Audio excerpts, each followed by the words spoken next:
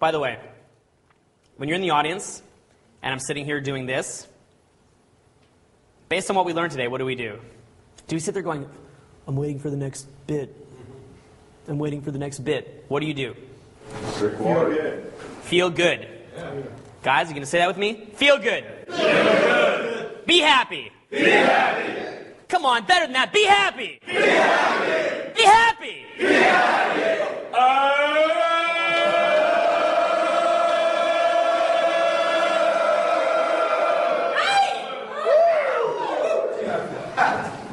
Question. If you're not actively seeking IOIs and avoiding IODs, where does calibration come into it? The locus of control shifts within yourself. Huh? Stay centered. Okay. Your awareness expands from doing the practice. Mm-hmm. But when you're not reacting, like this is the question I had. Okay, you're going to shift your awareness every once in a while. When she's doing something that's unacceptable, like you're trying to connect her on a deep level, and you know she's feeling it, but sometimes they resist it. Not because they're dumb, but maybe just because it's so powerful, they don't know what that is. Sure. They freak out a little bit, and they maybe do something that's like, you know, maybe like she came in like ball busted you a little bit, and you're in rapport. Yeah. Do you want to know that? Have you guys ever heard of a proactive social strategy versus a reactive social strategy? Yeah. Good. Because I made up that term. I like it. All right. Okay. So a proactive. Okay. People like authenticity. Yes or no? Yeah. Yes. Okay. The definition of proactive, and there's a lot of them, but one of them, and one of the ways I like to look at it, is that being proactive is a series of habits that you just, unconscious or conscious, just series of habits that you go through in your day-to-day existence that, when they come together, handle your problems automatically. So the classic example is like, when the guy comes, he says, I just want this one girl. I just want this one girl. He said, well, hey, man, if you had the habit of going out all the time, it would handle that problem automatically, right? Reactive, on the other hand, is I would call it a short-sighted emotional response to a larger problem. So when I think about a proactive and a reactive social strategy, and I sincerely hope this answers your question, the way that I think about it is people like authenticity. So when I'm speaking with someone, I'm not going to worry. I mean, I might have consideration, but I'm not really too worried about changing who I am to accommodate them. Right. 80, 90, 95% of the time, people will genuinely appreciate that. But a small percentage of the time, when you're doing that, when you're being yourself and quote-unquote don't give a fuck what anyone thinks of you, what is the potential consequence of that every so often? People freak out because they can't connect to it. People might be pissed, right? You can't say, man, just don't care what anyone thinks of you, because then everyone will like you. Well, yeah, I mean, most people will like you when you do that because you're being authentic. But guess what? Some people won't. I mean, if you think of it this way, think about a celebrity.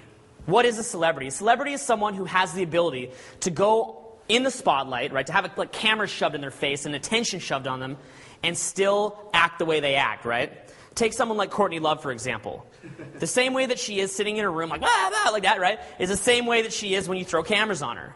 So she just does whatever she wants. And what that does is people find it addictive to watch, right? You know the rapper 50 Cent or Tupac? Addictive to watch because you want to see what they're going to do. It's like there's a sort of a voyeurism taking place there of wanting to see what this person who's not constrained will do next. Well, I guess you could say, what is this guy going to do next, And when you have a proactive social strategy, you're making the choice to be authentic and be you and let the chips fall where they may. And you realize that just in doing that will solve 95% of your social situations beautifully and automatically and gracefully. But maybe 5% of the time or 2% of the time people are not going to like it. What about a reactive social strategy? A reactive social strategy is where you keep trying to modify yourself and adapt yourself for every type of situation.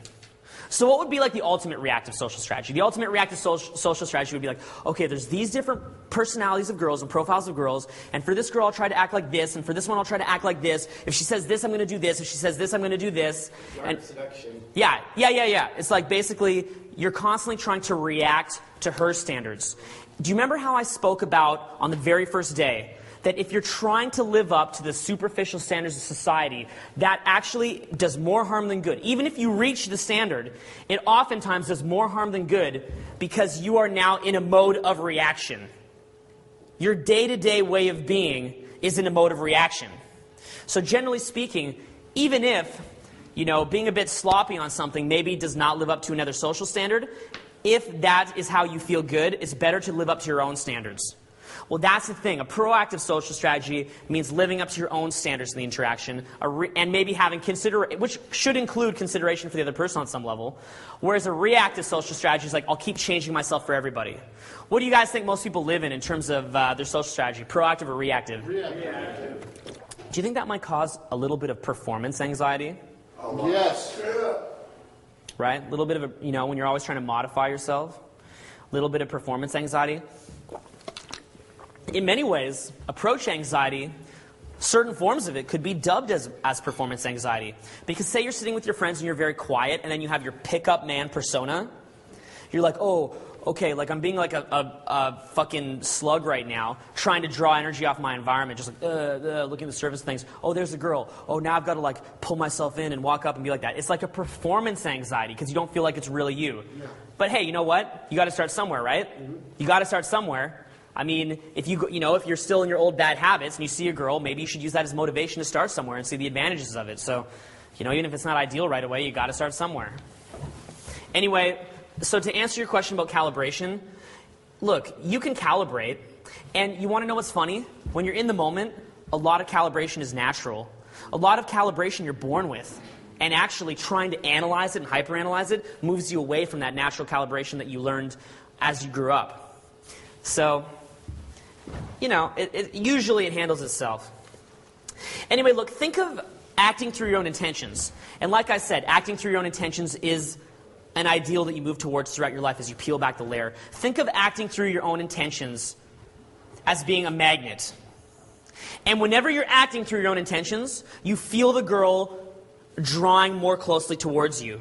And as you're acting, looking for approval, even in the most subtle of subtle ways, because a lot of the ways that we're talking about this weekend are not like the obvious ones, like, hey, you're great, can I buy you a drink? But like the really subtle ones, like you're thinking of what to say next to try to make her keep the conversation going. When you're acting through your own intentions, she's drawn in. When you're acting, trying to get a reaction, she's moved away. Remember how we talked about man is what? Action. Woman? React. Right? So that's why that acting through your own intention is going to create so much polarity. You guys see the word I have written up here? Yeah. Trust. We'll get to that in a second. Most guys overestimate how good what they have to say has to be. We think to ourselves that to talk to the girl, what we say has to be awesome. It has to, hook her attention, that kind of thing. So we overestimate it. Oftentimes, when you're not that skilled with women yet, when what you have to say is not that interesting, you'll find that you lose the girl. Why is that? We covered it. You don't have that, you're not connected to your powers of man. There's no polarity there. So you're only holding it with entertainment. As soon as it runs out, it's gone. Do you remember I said, don't get stuck in the trap when you hear this of being afraid to be entertaining. But it's about entertaining yourselves. All right? So don't be afraid of being entertaining. It's okay to playfully push the girl away. It's okay to flirt. It's okay to be a little bit hard to get. That kind of stuff. I'm not saying there's an issue with it. I'm just saying it's not the core of your skills. You should be able to have success with women without that. If you want to throw that into the mix for your own fun, awesome. All right? So, there's a lot of guys out there that teach all sorts of ideas on how to be hard to get or how to entertain. I think it's all great stuff. Much love to all that, to everyone that teaches this stuff. I'm just saying that from a core perspective, from the foundation, that's the foundation that all this stuff is laid upon.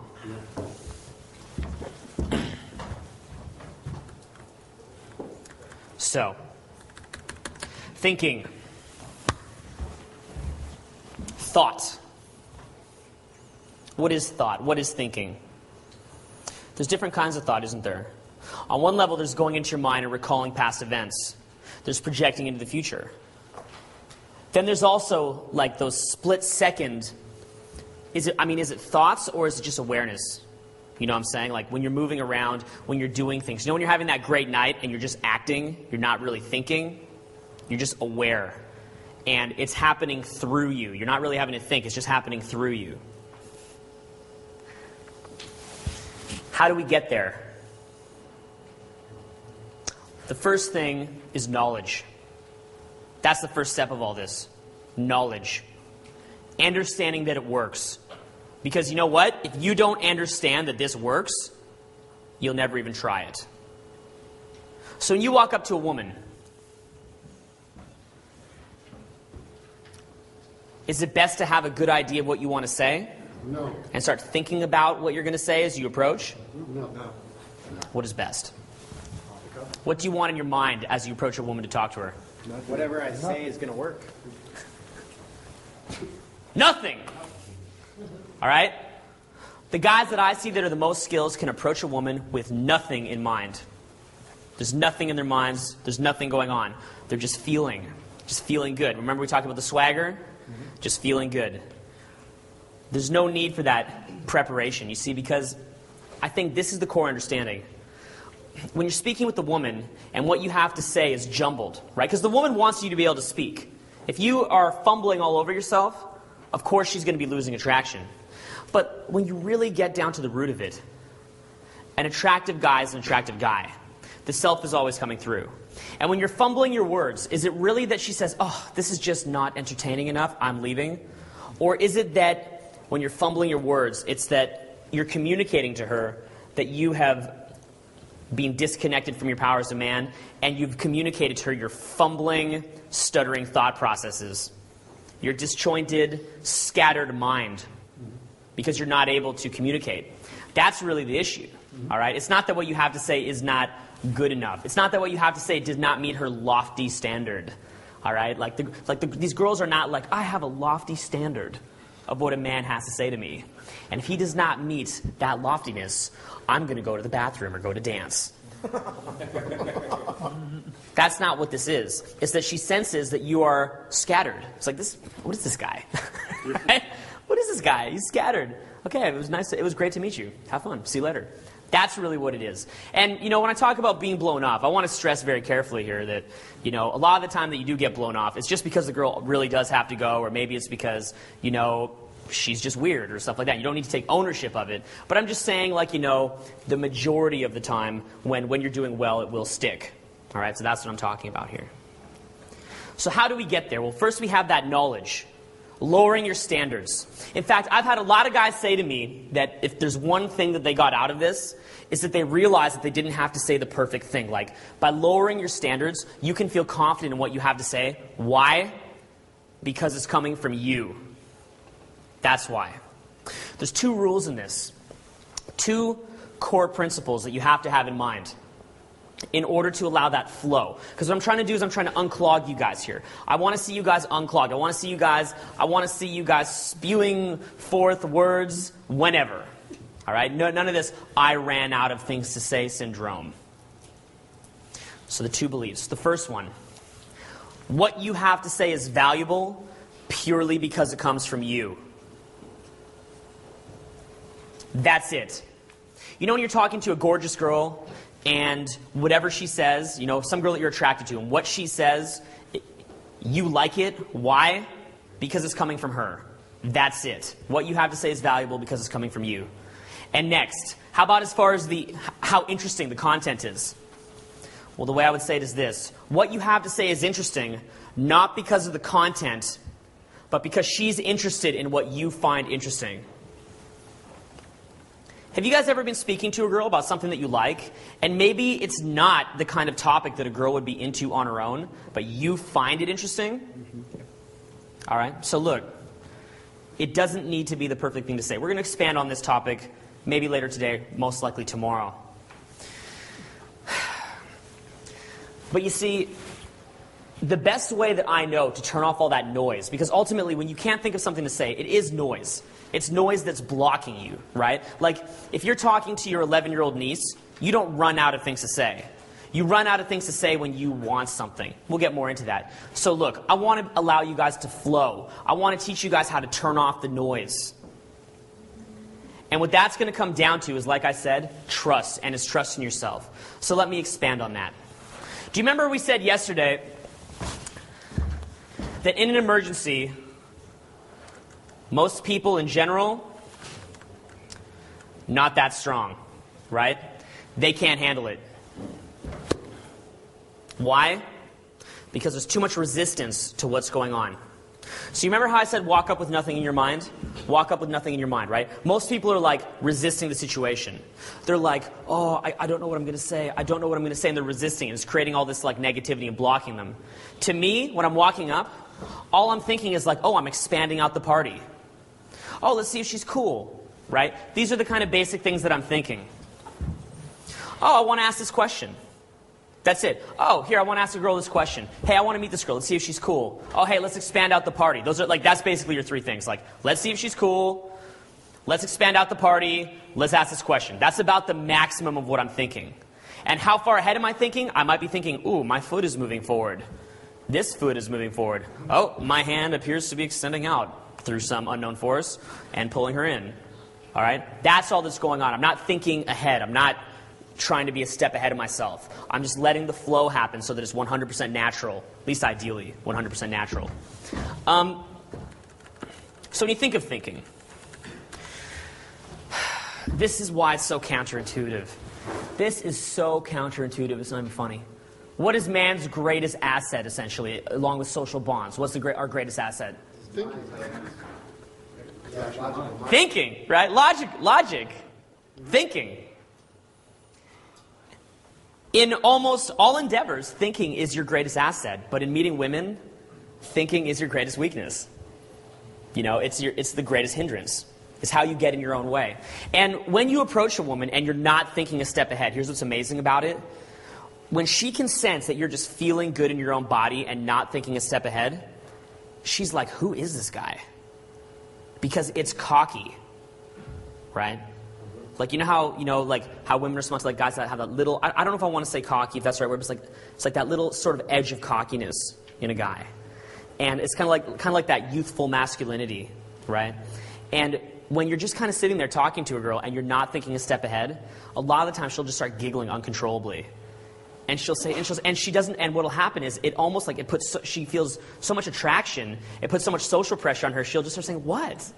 And she'll be like, what? Right? And then you're just like, just looking, right? You know what we call that? We call that staying with it.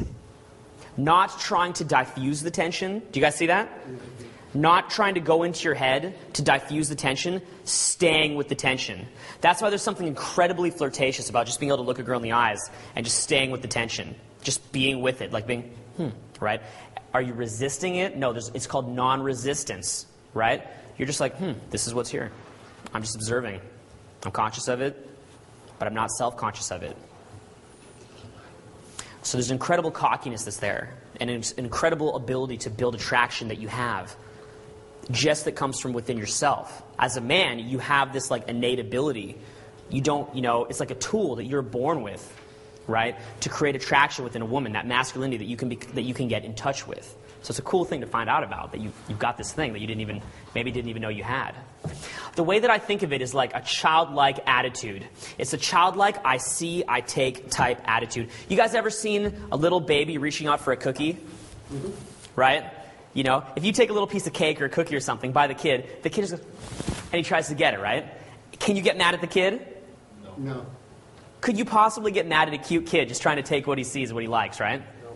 Well, to me, the guys that are really, really great with women, okay, if you want to be great with women, you've got to remove your ego out of the equation, like trying to get validation. Like, is the kid trying to get the cookie for validation? No. He's like, when I have this cookie, I'll be the ruler of France, right? Like Napoleon, right? He's not thinking that. He's like, cookie, right? He wants the cookie, okay? The big happy baby. He's got the I see, I take type attitude.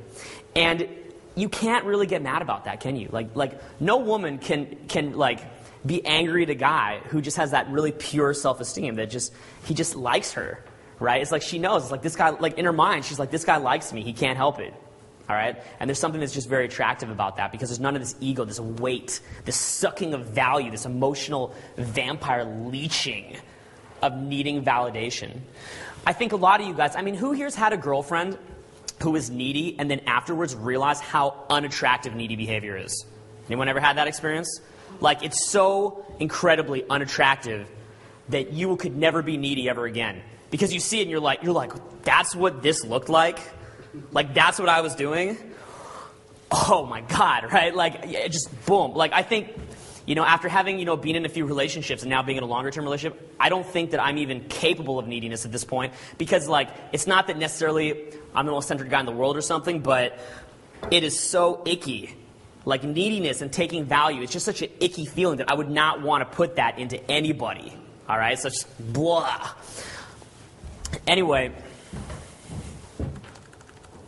look, you don't think of how she's going to respond. You focus entirely on her. You have fun with her. Challenge her. Let her play at discovering what holds your attention and where your boundaries are. Do you see what I'm saying there? This is called Flirtation 101, guys.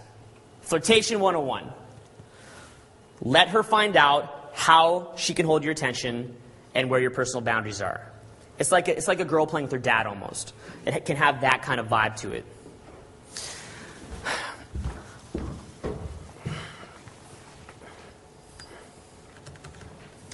Here's the last part of this equation. The last piece of the puzzle here. When you're speaking to the girl, she'll be talking to you. What do most guys do as the girl's speaking? Think of what to say next.